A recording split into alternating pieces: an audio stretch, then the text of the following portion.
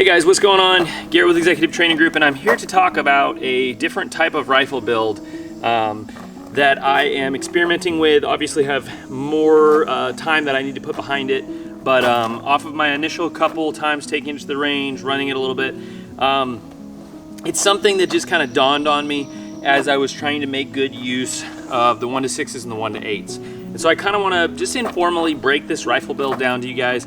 I don't really know if you would call this a general purpose rifle, a recce rifle, an SPR. It's kind of a bastard of all of them together. But first, let's talk about what I was running this 14.5 rifle. I've run a primary arms on it, I've run a US Optics 1-6 on it, and I've run a EOTech Voodoo 1-8 on it, and spent a little bit of time with all those. I took the Voodoo out to 550 meters, and you know, just kind of my experience with that. And what I found is, coming from the military and doing the sniper thing and having scopes and that setup, and then going to the recce rifle, having run ACOGs before, obviously that's what I deployed with, was an ACOG. So kind of understanding all those systems and hey, how can we build a middle ground rifle? What would I have really liked to have for that job? What I found with the normal recce style rifle, something that occurred to me is that 1-6 or 1-8 was originally brought up because in 3-gun you could only have one optic. And I didn't realize that. It was Lucas that told me that. I said, well, yeah, that came from, and I'm sure he's heard it from somewhere else, but it originally came from the fact that you could only have one optic. So what happened was people started running these scopes and they went, you know what would be really good on this is an offset or an above dot, red dot, a backup dot. Because then when you're up close, you can use that dot, and then when you kind of get into the more magnified areas, you can shoot out to a distance. So then that's what kind of evolved. We went from just running 1-6s or 1-8s and even 1-10s to running now a backup dot with that and adding that weight. And so what I realized is, you know, one thing I would do is I learned this lesson probably about 3 or 4 years ago when I first got that US Optics, is I would go and I would try and group it at 25, and then I would group it at 100, and for some reason I could group better with a actual red dot or iron sights. And I was going, why the heck is this? Well guys, it came down to something very simple: parallax, okay? Parallax is the adjustment that you have, your ability with a magnified optic like this, for lack of better words, I've explained this before, but to put your reticle on the same focal plane. So if you can imagine, you know, I'm here and this is my reticle. If I'm the target, I want my reticle here so that if I shift way down where you guys are at, that the reticle stays with me. If I put the reticle way in front of the camera and then I move, there's a much greater actual shift that we're going to see. Now, we don't worry about this as much with red dots. EOTechs are really, really good at not having parallax, but parallax shift, it basically allows you, when you have adjustment parallax, it allows you to not have to be so perfectly behind the gun and have less shift from parallax. So a lot of these 1-6s and 1-8s and 1-10s have what's called fixed parallax. And lots of times I think it ranges from like 250-ish that they're putting that parallax adjustment out to, which means you're going to see the best lack of parallax at those distances. But as you stray further, you know, if you get closer to like 25 or further out to, you know, 500, you're gonna have a bigger parallax shift, which means you have to hold yourself to a higher standard to get really good cheek weld.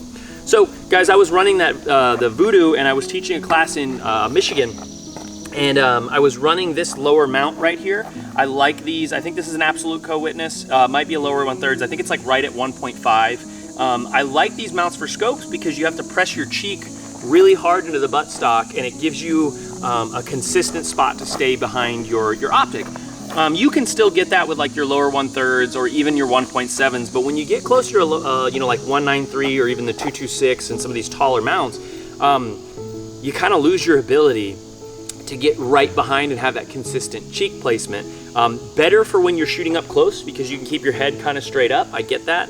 But when I'm laying down or I'm trying to get really accurate, I actually want positive pressure of my cheek on the buttstock. So if there's any PRS shooters out there, anything like that, I'm completely, you know, speaking out of my ass right now, please comment, let me know, like, hey, fill me in on some of the adjustments and reasons why maybe you like taller mounts. But for me personally, I've always liked these lower mounts when I'm talking about shooting at distance with a scope.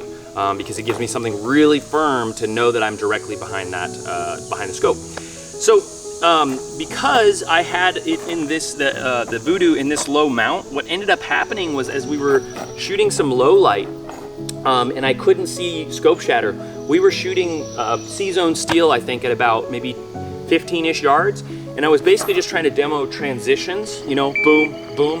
And what kept happening is, because my cheek is pressed up against that buttstock, as I'm moving, it's kind of like moving around, and I would have liked to relieve that pressure. So if I had like a 1.7 mount, that would be kind of the best of both worlds, meaning I can still have a little bit of cheek pressure, but it's not, when I shift the gun, it's not bumping my cheek and I'm not losing the optic. And the big problem was there was a huge amount of parallax shift. I actually overestimated how much parallax shift there was. Where on a red dot you can cheat and you're going to get your hits at that distance.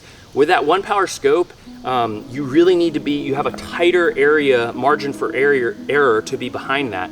Because basically what's happening is if I had scope shadow and I was shooting, it was actually putting me off steel by quite a bit. So it was just really working against me. Now that could have been alleviated by a taller mount, absolutely. I talked to a couple folks that were like, yeah, you got to run a taller mount, it'll work. But it got me to thinking about the design and the thought process behind that rifle and going, is 1 power, do we really need it? Would I rather have a dot that does 1 power very well and then have a scope that does more magnified stuff better? And I had been eyeballing the Vortex 2-10 scope, their Viper PST, for a while. And there's a couple capabilities about this scope that enticed me and made me really, really like it. So if you haven't seen my video on the EOTech Voodoo, go check that out, because this will kind of provide a little bit of context to it. But a couple areas that this is, let's go over pros and cons and why I kind of like this setup, or why I'm thinking I like this setup. Look, weight-wise, sure, there's a little extra weight. I don't need the bipod. I can take the bipod off. That's mainly there for kind of zeroing and all that stuff. So I can pop the bipod off, and it's I want to say 3 ounces heavier, the scope is, than like a 1-6 or a 1-10. So, you know, for me personally, if I'm trying to build more of a fighting rifle or a battle rifle, but not quite, you know, reaching out to distance, an ACOG and a backup dot is, I think, going to be king. The ACOGs are really easy to shoot. They have a BDC, and you can keep that nice and light. You don't have variable. You just have your dot and your backup, or I'm sorry, you just have your magnification and your backup. So I think the ACOG with a backup dot is a really, really good combination. I argue that if you have one of these 1-6s and you're putting an offset dot on there, there's redundancy in that. I'm not going to say it's wrong, but for me it just didn't make sense. I said I would way rather have a 2-power scope that gets a better objective lens, which means it's going to collect more light. I'm not relying on it for shooting up close, so I can run first focal plane on it and have no problems with, not, you know, I'm going to be shooting out to distance, so I can run first focal plane. I can mill things. I have a mill reticle in here. I can dial. I can make adjustments based on my dial. I have parallax adjustment on it, so I can actually adjust my parallax, see more clearly my target, and basically focus my scope. And to me, it just made more sense. Now, I'm actually checking, once I get this stabilized and up and resting on the ground, general focus, and then bob back and forth. That looks pretty damn good. All right.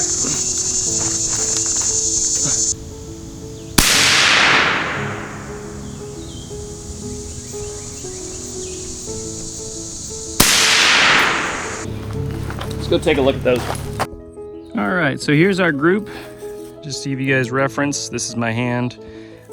So this one I definitely felt that I pulled, and then I had a couple drift left. So, you know, it's not a horrible group size. Some of this is me and some of this is movement. And again, it's important to remember this is not match grade. This is Winchester 5.56 55 grain. So I've got some, I believe, 62 grain nicer stuff that we'll shoot in a second. But this is me basically taking into consideration adjusting parallax, doing all that stuff. We'll try and do one now where I just put my parallax fixed at 250 and I shoot a group with the same ammunition. And the last one we'll do will be with a little bit nicer ammunition that I have. In the RECCE style rifle, and the rifle that I want to be able to reach out to distance and shoot. Now there's a couple components that are really, really key to this, right? Having a good, this has a Criterion 14.5 barrel, and having a good barrel is going to make a huge difference. And then on top of that, one thing I need to order is some 77 grain accurized ammunition, because I think it will make good use of this. I've been testing it lately with just normal 5.56. But you know, getting some 77 grain to go through it, that's really going to work out and make the best of the capability of the rifle, I think is key. You notice I'm still trying to trim weight where I can. Like I said, I don't need to run this bipod. This is generally for if I'm just trying to shoot groups, make sure it's zeroed. So same exercise now, but what we're gonna do is I'm gonna take my Parallax and I'm gonna set it to, let's say between 200 and 300. Let's see if we can shoot a better group with our Parallax just kind of fixed at 250. I pulled that one a little bit. All right, let's go take a look. All right, guys, here is our results.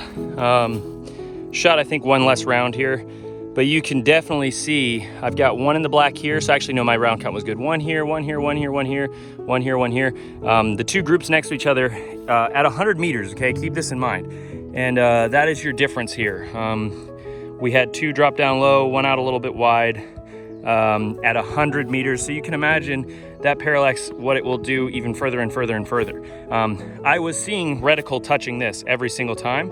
I think my scope is a little off to the right, so I will make that adjustment probably like 0.2 left, just because it's consistent. My left to right is good. But generally what you're gonna see is the elevation, and that's your cheek weld. That's you indexing a little bit higher or a little bit lower. As recoil happens, you're not gonna be able to just perfectly float that cheek in the same spot. So with that in mind, guys, that doesn't necessarily mean that this is an end of the world thing. You're still hitting a target, but it's just something to consider, a capability or a lack thereof. Is it worth the 3 ounces to have that Parallax adjustment, or are you okay with this a little bit? That's why it's just talking about something being a little bit more precise, or the ability for something to be a little bit more precise. That's the purpose behind Parallax adjustment. So we're gonna shoot one more with some better ammo, and I'm really gonna take my time and dial it in and see if I can create a really, really tight group now that I'm a little bit more warmed up behind the gun. And shooting groups is something I haven't practiced in a little while, so it's good practice. 10 power magnification with the ability to focus, with the ability to gather more light, and the ability to still run a dot up close for a couple ounces of weight. For me, it makes way more sense. The downfalls of having that 1 to 6 or the 1 to 8, you're generally gonna have to use a higher mount for close. So when you're using that 1 power, everyone's gonna wanna run it like a 193 to a 17, totally makes sense. Makes the scope more similar to a dot, so I don't disagree with that.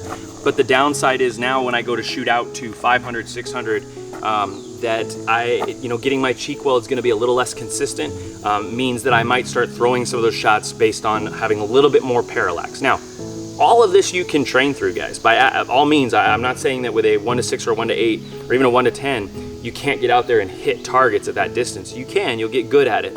But I don't think people are estimating that. When they're putting those on their rifles, there's a lot of people that are just thinking, oh, I'm good to go. And Parallax adjustment is gonna make a huge difference. All right, got a little bit nicer ammunition here.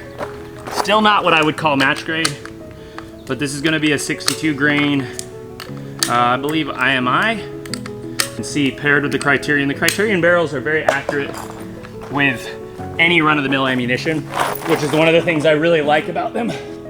I would rather have a barrel that's accurate with anything, or more accurate with anything, than needs perfect match ammunition in perfect condition.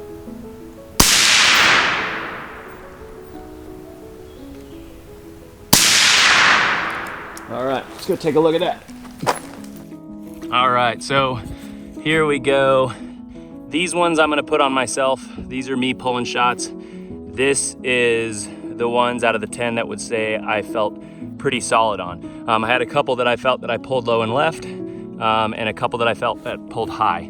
Is it the end of the world? No, but I do feel personally that I have a better ability to call the shots that I shank or I pull, and I'm much more confident about that little bit of Parallax adjustment. And this is just at 100 meters. Like, keep this in mind, this is just at 100 meters. When you reach out to 500, 600, that cone's just gonna get bigger and bigger and bigger.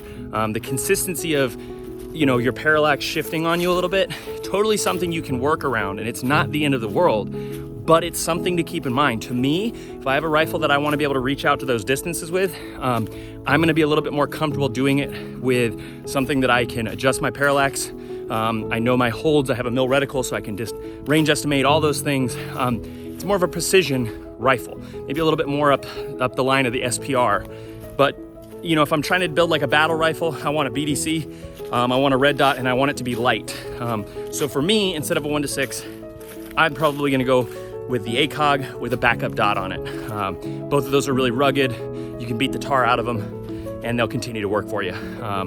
So yeah, just a little food for thought, guys. By no means conclusive, but I'll continue doing tests and play with it and hopefully go on some ruck marches with it.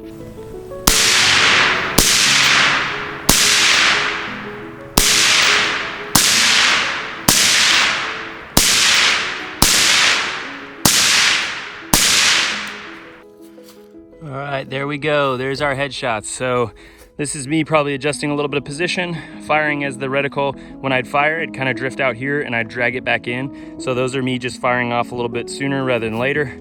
My hold was right in here somewhere. So yeah, pretty satisfied with that. Yeah, so that's just a rapid fire kind of just quickly going headshots, and it definitely is nice knowing as things start moving quickly, that's where that parallax will kind of kick in for you. So all this stuff, guys, it's totally doable with a 1-6 or 1-8 if you train with it, but a lot of these limitations are these, not even limitations, but these things people just don't know, they don't think about them. And it's, in my opinion, it's a valuable thing to understand your equipment, not just know, oh, I have the EOTech, but really understand, hey, what are the shortcomings of this? What are the things I have to look out for? I don't have a parallax adjustment, so maybe I do need to turn that illumination on so I see the reticle the brightest and know I'm the most behind my dot. So yeah, giving it a try, see how I like it, shooting groups out with some factory ammo. It'll be also very interesting to see what 77 grain does for this. But yeah, let me know your thoughts, guys. Go ahead and comment. You know, some of your builds, some of the stuff that you found, shortcomings, some of the things. And as you know, guys, I'm a very big pros and cons person. I'm not a you're wrong or this is right. I just like for people to understand the dynamics behind what they're putting on the rifle, what the purpose for it is, what it does, and why they need it, or you know, what's the downfall of it, right? This is going to be a little bit heavier than a traditional 1-6 scope. So if weight was a big concern of mine, if I didn't want to carry that extra 3 or 4 ounces, I would ask myself, am I shooting at night? Do I need this PEC on here? Am I going to use a backup dot? So I think 1-6s are still a solid option for just one optic to do it all. If you want to just throw one optic on there and be done with it. If I didn't have access to a red dot, I probably would want a 1-6 or a 1-8 over a 2-10. But you know, optics are not that expensive anymore to get backup iron sights off the side or an offset with a dot. You know, you can save a little bit of money and make that happen. So